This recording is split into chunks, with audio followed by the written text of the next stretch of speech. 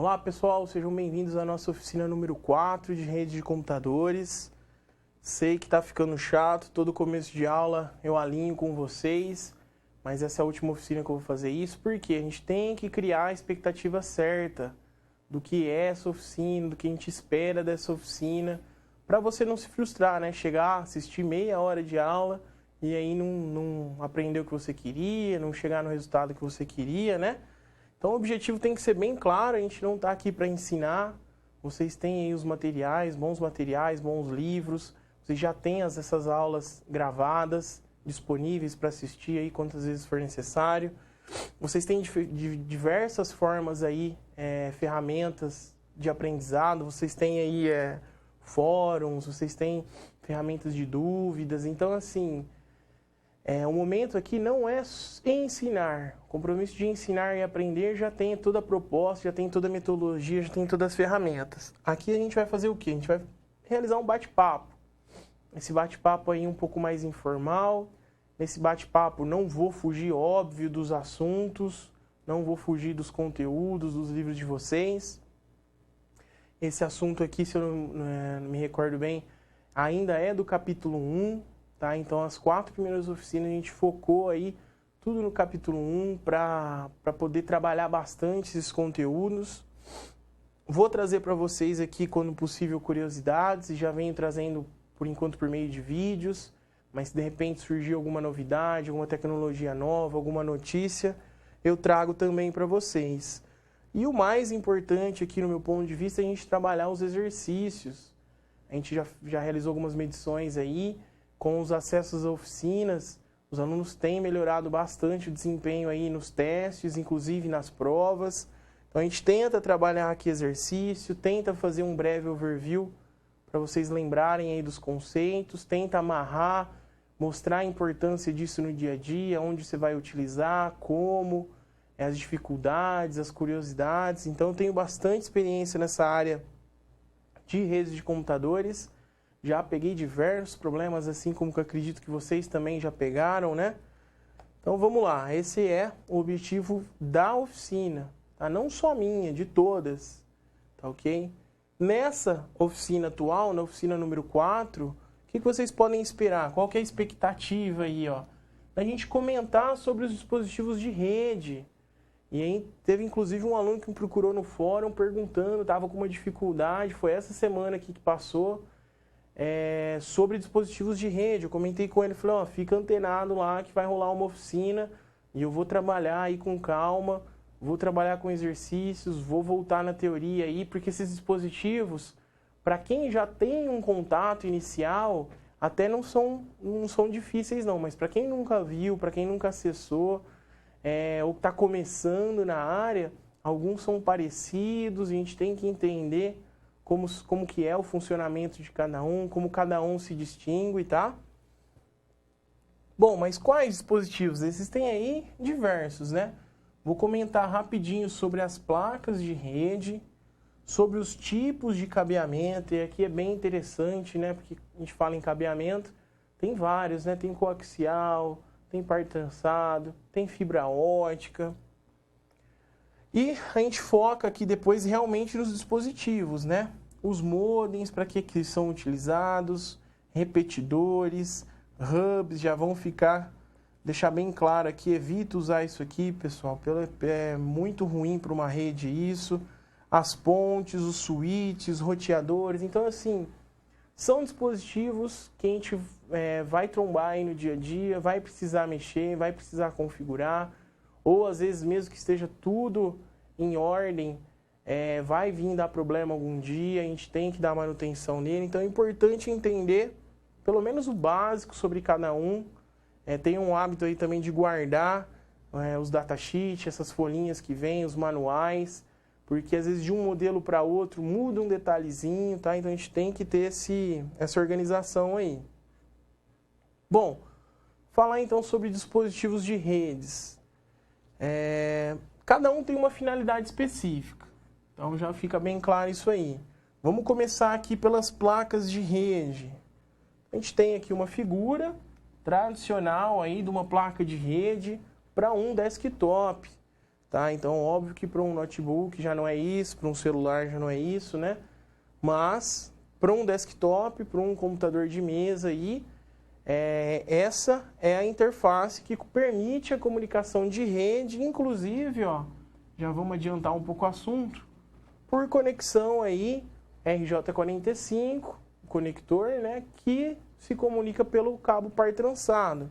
Professor, mas o que é RJ45? O que é par trançado? Calma. Calma que uma que você já tem isso no material e duas que hoje, ainda que a gente for fazer os exercícios, eu já vou trabalhar isso aí com vocês também. O importante é saber, ó, que uma placa de rede, uma interface de rede, prefiro chamar assim, porque aí a gente não se limita a qual dispositivo que está conectando. Todas têm uma conexão, têm um conector. Já adiantei aqui que esse aqui é o RJ45. Precisa se estabelecer um padrão de comunicação. Aí isso aí é assunto para outra oficina, inclusive para uma oficina inteira. A gente falar principalmente do padrão Ethernet. É o padrão mais utilizado, é o padrão atual aí, que acredito que vai demorar muito para a gente tirar ele do ar. Endereço físico, o MAC address dessa placa de rede, é um endereço, quando a gente fala físico, é porque é como se fosse o nosso RG, né? A gente tem um número que identifica unicamente uma pessoa, o CPF. O dispositivo de rede também tem um único número que identifica ele. Isso independente da configuração que você faça de IP na sua rede, enfim, de DNS, de máscara. O endereço físico é fornecido pelo fabricante. Tá? Já temos alguns softwares aí, temos comandos que a gente pode inserir, descobrir qual é esse endereço. E esse endereço é muito útil na comunicação. Às vezes eu não estou encontrando um IP, eu posso varrer e procurar por esse MAC address, posso bloquear serviços, bloquear acessos, ou seja, eu posso trabalhar toda a parte de segurança da minha rede através aí do endereço físico, então ele é bem útil. E eu tenho que tomar muito cuidado com a velocidade da minha placa de rede. Eu preciso saber com qual velocidade eu quero trabalhar, com qual velocidade minha rede está trabalhando. Posso ter velocidades diferentes? Posso. Ter dispositivos com velocidades diferentes se comunicando? Posso. Mas deve que sejam todos padronizados, de preferência com o maior valor de velocidade possível. Isso aqui é porque antigamente tinha as redes eram muito heterogêneas, né? Então vamos fazer esse overview aqui nos tipos de conectores, ó. O mais comum é o RJ45, que é esse aqui que vocês estão vendo na imagem. Ele é utilizado para o cabeamento par trançado, geralmente aquele cabo azul que você vê na sua rede. Não é sempre azul, mas é o mais comum. Temos o tipo de conector BNC, utilizado aí para cabo coaxial. Então já esse aqui, ó, do lado direito aí do RJ45. Cabo coaxial é muito utilizado até hoje para as TVs. Então o cabo que vem da sua antena e desce, liga na sua TV, ele vem geralmente com esse tipo de conexão. Se limita a isso? Não, antigamente as redes podiam se comunicar com o cabo coaxial, tinha suas vantagens, desvantagens, qualquer chuvinha, raio já queimava o terminal, enfim. Mas era o que tinha de tecnologia naquela época, né, para redes de computador. Atualmente câmeras utilizam ele, é muito interessante esse conector. O STSC é utilizado para fibra ótica, e a gente tem esses dois modelinhos, ó, um com a pontinha mais quadradinha, o outro com a pontinha mais arredondada. Tem que tomar um cuidado nisso aí, porque não adianta nada você ir lá, passar o seu cabo, fazer a fusão bonitinha, a hora que você vai conectar o seu cabo de rede, de fibra ótica, na sua placa não é o mesmo conector. Então tomem muito cuidado, porque fazer essas pontinhas, fazer essa fusão aqui, precisa ter um equipamento. Esse equipamento geralmente é bem caro, então não é qualquer pessoa que tem. Geralmente a gente contrata empresas, por maior que seja a sua empresa, mesmo que o ramo dela seja de TI, seja na área de computação, é difícil você ter em estoque uma máquina para fazer esse tipo de serviço. Tá? Então é melhor contratar os especialistas. Independente dos tipos aí de conectores, eu tenho padrões para esses dispositivos se comunicar. Eu já falei para vocês, a gente vai ter uma oficina só disso, tem um capítulo do livro só disso aí para vocês. O mais comum é o padrão Ethernet. É o que está atual no mercado, é o que a gente tem mais forte, o que tem mais quente, o que vai permanecer ainda durante um bom tempo.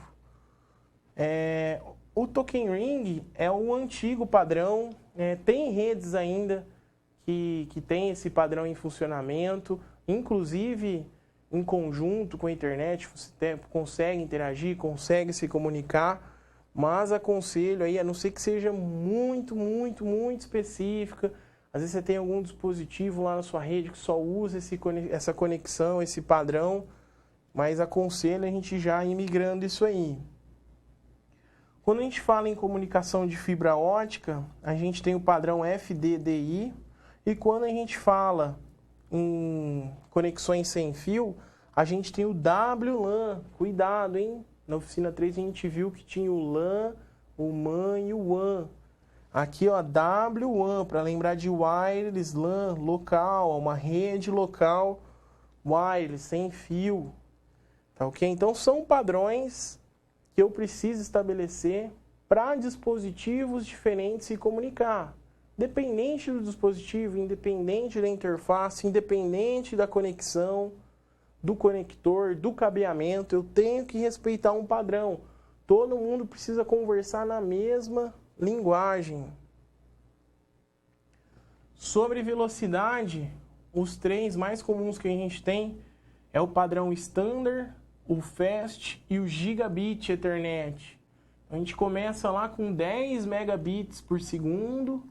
Então aqui já são conexões mais lentas, dispositivos mais antigos, computadores mais antigos. O padrão de 100 megabits por segundo, esse aqui já é um padrão atual. Qualquer dispositivo que você compre hoje, qualquer computador, qualquer notebook, no mínimo já oferece esse padrão de rede. Mas a gente também tem o 1000 megabits, né? 1 gigabits por segundo. É o meio mais rápido que a gente tem aí hoje nas redes cabeadas aí para se trabalhar, óbvio, não com fibra ótica, né? Estamos falando aí de par trançado. Então vejam, para o padrão Ethernet, que é um meio de comunicação que a gente padronizou, que estamos utilizando aí atualmente, essas são as velocidades mais comuns. Então tomem cuidado aí, a mais utilizada no dia a dia aí é a 100 megabits. E o endereço físico, que eu tinha comentado com vocês, é um dos mais importantes numa rede. Ele é formado aqui, ó, chama MAC, ó, MAC Address. Ele é formado por 48 bits. Aqui a gente tem a representação dele em hexadecimal. Então pode ser números, podem ser letras de A até F. A gente tem aí 1, 2, 3, 4, 5, 6 conjuntos aí, pares de letras e números que identificam unicamente um dispositivo numa rede. Tá certo? Então, são 12 caracteres, 48 bits, posso representar com binário, posso representar com decimal, posso representar com hexa, mas comumente, se eu pedir para o meu sistema operacional me falar qual que é o meu MAC daquele meu dispositivo, daquela minha placa de rede, com certeza ele vai retornar aí no formato hexadecimal. Bom, e sobre cabeamentos? Então a gente tem os conectores, tem a padronização dessa comunicação, mas a gente precisa estabelecer um meio aí que interliga essas comunicações. Tenho os mais comuns aí, o coaxial, o par trançado e a fibra ótica. Como que é construído um cabo coaxial? Ó? Geralmente tem um fio rígido central, tomem cuidado. Eu sei que hoje já não tem muita rede de computador com esse padrão, mas ainda em câmeras é muito utilizado, então para quem pretende trabalhar aí com infraestrutura, cuidar também dessa área de infraestrutura. Comprar um cabeamento que tem esse fio central aí um pouco mais rígido, um pouco mais grosso, nessa espessura, porque isso aí demanda já diretamente na qualidade dessa comunicação. Existe uma proteção, uma camada de plástico aí nesse cabeamento. Alguns podem oferecer uma blindagem contra interferência, aí já são cabos mais caros. Os cabos mais simples até tentam fazer isso com malhas que vão percorrendo ao longo desse cabo, mas se você quer um bloqueio melhor, tem que investir em blindagem. E por fim, uma camada de isolamento, uma camada de borracha. Qual que é a desvantagem dele? Dá muito mau contato, muita falha, o conector é muito frágil, então por isso que eu falei para vocês, né? Se atentem com isso aqui, ó, a qualidade desse fio central. Vai comprar um cabeamento, pede para cortar, abre, vê qual que é a qualidade, se é fininho, se é fraquinho, que isso faz toda a diferença. Já no par trançado, ele é composto por 4 pares de fios, então tem 8 fiozinhos aí, isso aí tem toda uma explicação física, são trançados para que o sinal, para o campo magnético que um fio gera no outro, um vai anulando o outro, por isso que são pareados. Existem várias categorias de cabos, então posso ter cabos que se limitam aí a transmitir apenas em 10 megabits, posso ter cabos de 100, cabos de 1000. Então não adianta nada eu ter uma placa de rede que conversa a 1 gigabits, a 1000 megabits por segundo, se eu tiver um cabeamento que a limitação dele é em 100 megas, 100 megabits por segundo. Então tomem cuidado, quando vocês forem comprar, olhem no cabo. Geralmente tem especificação no próprio cabo ao longo de todo o cabo. Para comprar uma caixa, um rolo de cabo, de metro em metro vai ter escrito nele qual que é a velocidade desse cabo. Existem categorias, Cat5, Cat6. A vantagem dele é a fácil instalação, o custo que é barato, ele é bem flexível, o outro é rígido, o coaxial, você pode quebrar. Esse aqui é bem flexível, você manuseia com mais facilidade. Só que a desvantagem dele se limita a 90 metros. Então, se eu precisar me comunicar numa distância aí superior a 90 metros, eu já não posso utilizar um único cabo par trançado. Aí eu vou ter que começar a inserir outros dispositivos que já estão aí na nossa sequência de slides que eu já vou apresentar para vocês. Então, e também permite o uso de blindagem para evitar a interferência, mesmo que você já tenha os ruídos internos sendo anulados pelos campos, às vezes você pode ter um ruído externo, às vezes está passando um fio de uma rede elétrica, aquela rede elétrica está gerando algum campo, para mudar um bit que estava 0 para 1, de 1 para 0 ali é fácil. Então já existem cabos blindados que, consequentemente, também são mais caros. E a fibra ótica, a diferença é que ela utiliza luz para transmitir, então a gente tem um ganho absurdo de velocidade. Não é um sinal elétrico, aqui já tem luz. É um material aí bem frágil, transparente, geralmente uma fibra, a gente chama de pó, um pó de vidro, que reveste todo o seu cabeamento por dentro, como se fosse um espelho, para quando você emitir a luz, ela ir caminhando ao longo de todo o percurso dessa fibra. A vantagem dela, então, é a velocidade, um isolamento e a distância, que a gente não se limita a 90 metros, não. Aqui, você tem um cabo com uma boa qualidade, com esse revestimento interno bom, nossa, esse cabo aqui chega a quilômetros de distância. A desvantagem é que ele é bem caro, difícil de se instalar, manusear, reparar, precisa ter aqueles equipamentos que eu comentei para vocês, aquelas máquinas que fazem as pontas, fazem as fusões, tá? Quebra muito fácil, já não é tão flexível, você pode trincar, quebrar, e não é tão simples remendar isso aí. Bom, antes da gente entrar nos dispositivos, a gente vai apresentar a quarta e última parte do nosso vídeo. Prestem bem atenção, tem bastante detalhezinho aí interessante. Na sequência, a gente volta com os dispositivos de rede, com 3 exercícios aí para diferenciar esses dispositivos, tá ok? Guardo vocês.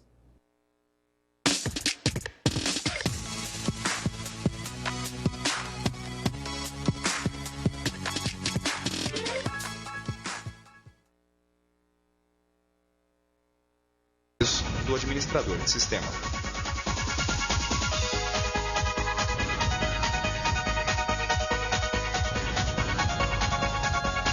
Como você pode perceber neste firewall, estão disponíveis somente as portas 25 e 80, onde as mesmas estão abertas somente para atividades profissionais. A porta 25 é utilizada somente para a recepção de e-mails. Já a porta 80 é utilizada somente para os arquivos referentes ao servidor de web.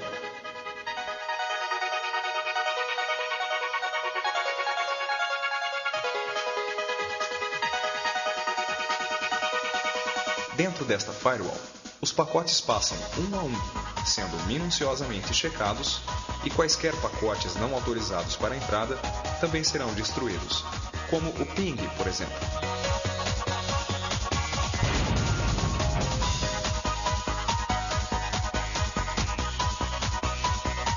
Para os pacotes que tiverem êxito em todo este trajeto, continua ainda a sua jornada para dentro do servidor de web.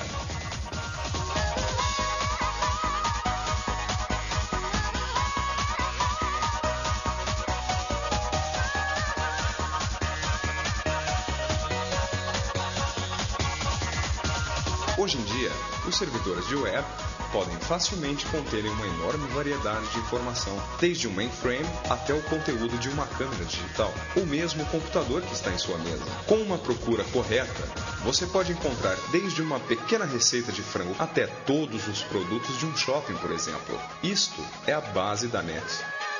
Um a um, os pacotes são recebidos, abertos e descompactados.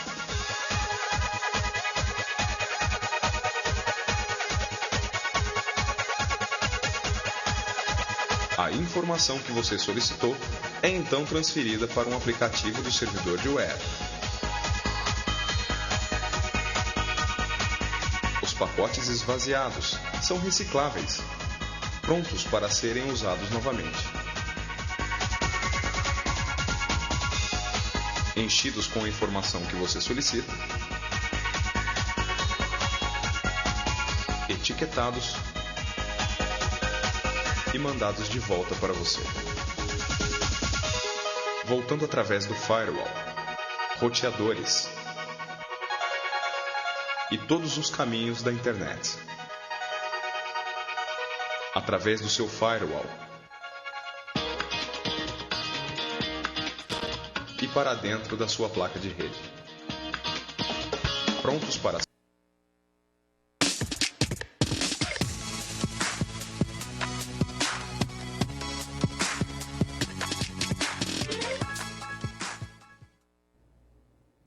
Olá pessoal, estamos de volta, espero que vocês tenham gostado do vídeo. Imagino, sei, compreendo que é difícil a gente assistir um vídeo aí de 12 minutos aí em 4 partes. Mas fica a dica, procurem o título aí no YouTube, assistam ele na íntegra, porque é bem interessante. Como eu disse, todos os cursos, todos que eu fiz, sempre exibi esse vídeo. Então, todo mundo realmente utiliza ele, tá? Inclusive ele tem legendado, tem várias línguas. Bom, vamos entrar nos exercícios então. Tenho 3 exercícios para vocês. Começando aí para a gente diferenciar o hub e o switch. Como eu comentei, alunos procuraram aí no fórum, porque estavam confundindo alguns dispositivos. Então, primeiramente, sobre o hub e sobre o switch. Queria que vocês refletissem sobre qual a definição sobre cada um, quais as vantagens e desvantagens de cada um deles, e quando eu posso utilizar. Primeiro tenta construir rapidinho aí mentalmente, eu vou fazer rapidinho um overview com vocês. Tenta lembrar de cabeça aí como que é um hub, como que é um switch, qual que é a diferença deles, é só física, é lógica também. Se vocês recorrerem lá aos materiais, aqui eu trouxe um exemplo, tá? Não se limitem a esse, tamanho, cor. Existem vários fabricantes, tá ok?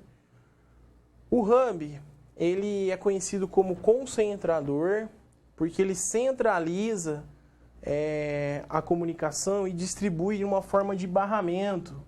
Quando eu falo barramento, o pessoal acaba confundindo um pouco. Então, imagina o barramento como se fosse uma mangueira que vai percorrer uma água, né, que é a nossa comunicação, e eu vou fazendo furos nessa mangueira. Cada vez que eu faço um furo nessa mangueira, a pressão da água diminui. Então a velocidade da minha comunicação também diminui. Então esse que é um dos problemas, das desvantagens dele. Primeiro, que quando eu injeto uma informação aqui, todo mundo recebe ela. E às vezes todo mundo não precisava receber ela. Às vezes eu não queria me comunicar com todo mundo. Isso aí a gente chama de broadcast. Às vezes é útil fazer, às vezes não é útil. O hub faz sempre. Se o dispositivo A quer conversar com o B, ele envia uma informação e todo mundo recebe, porque está todo mundo no mesmo cano, todo mundo na mesma mangueira, no mesmo varal. Qualquer analogia sua aí funciona. Já o switch não, tá? Ele inclusive já tem até mais portas. Ele não trabalha com esse broadcast, ele até permite que você faça um broadcast, que você envie para todas as portas. Mas nativamente ele conhece o destino correto. Ah, a porta 1 quer falar com a porta 8. Ele já sabe qual dispositivo está conectado na porta 1, qual está conectado na 8. Como que ele sabe disso? Porque quando você liga ele sai testando todo mundo que está conectado, cria uma tabela virtual e guarda na memória dele quem está conectado na porta 1, qual que é o MAC address dessa placa, desse dispositivo, quem está na 2, quem está na 3. Então, quando eu quero me comunicar na rede, ele já sabe onde que esses dispositivos estão e se comunica, interliga diretamente. Então, isso é uma forma melhor de fazer um gerenciamento, é uma forma melhor de fazer uma gestão, de fazer uma comunicação. Temos aí, poderia explorar, temos vários fabricantes de switches com várias funcionalidades. Uma delas é a VLAN, são redes virtuais. Como assim? Eu posso usar um switch aqui e falar assim, ó, esse último bloquinho aqui, ó, é o meu departamento de vendas, esse primeiro bloquinho aqui é o meu departamento de compras, esse bloquinho do meio é o departamento de estoque, de produção. Então, consigo criar redes virtuais que não existem. Então, existe uma centena, tá, pessoal, de recursos aí. De segurança, de falha, de redundância, enfim. Mas o importante saber é que ele conhece o destino correto, não faz broadcast. Isso agiliza bastante a comunicação. Então não caia nessa besteira de ficar usando hub em rede. Às vezes você tem uma rede bem maior já funcionando e aí queimou um switch seu, você fala, vou colocar um hub temporário. Não faça, porque os roteadores, se definir rota por ali, vai atrasar a sua rede toda. Bom, e a diferença de um modem para um repetidor? Vocês conseguem me dizer o que é cada um? Como funciona cada um? A gente tem aqui o modem, tá? A gente tem desde um modem que a gente antigamente ligava diretamente no desktop, na placa-mãe. A gente tem modems externos, que a maioria ainda é assim, não se limitem a esse design aqui, mas a maioria é assim em casa. Ou a gente tem os móveis, né? Geralmente são pendrives, a gente se conecta aí nos nossos computadores e usa a rede móvel para se comunicar. O objetivo dele é modular ou demodular o sinal. É pegar um sinal analógico e converter em digital, ou pegar digital e converter em analógico. E foi isso que a gente conversou na oficina 2, tipos de sinais. Então, eu preciso ter um modem para agilizar a comunicação entre esses dois pontos. Já o repetidor, ele amplifica seu sinal. Então, às vezes você está usando uma comunicação lá maior que 90 metros. Seu sinal em par trançado já está ficando limitado, coloca um repetidor, ele vai amplificar esse sinal, você ganha mais 90 metros para usar de distância. E o último sobre pontes e roteadores.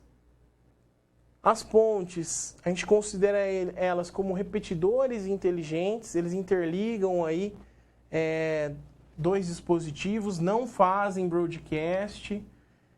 A limitação é que é apenas 2 portas, mas eles sabem exatamente quem são essas 2 portas. Então é um dispositivo bem inteligente. E o roteador também não se limitem a esse exemplo aqui, mas eles que definem as rotas. Lembrem que rotas nem sempre são as mais curtas, às vezes as mais curtas estão mais congestionadas. Ok? A gente vai ficando por aqui. Obrigado e bons estudos.